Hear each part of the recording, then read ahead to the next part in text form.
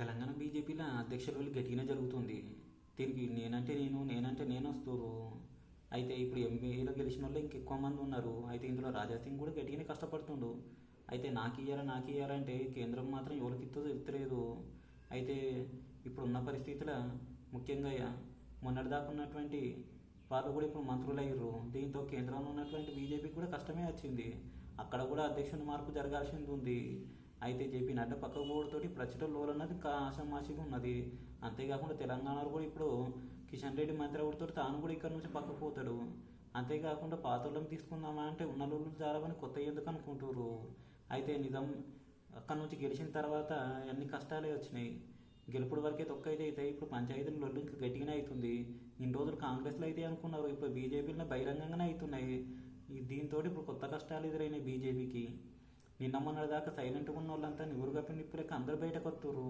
ముఖ్యంగా రాజాసింగ్ అయితే అన్ని విషయాలు బహిరంగంగానే చెప్తుడు. అయితే ఈటల రాజేందర్ మాత్రం నేనే దీనికి అధికారం ఉంది, నేనే దీనికి చేస్తా అని అంటుర్రు.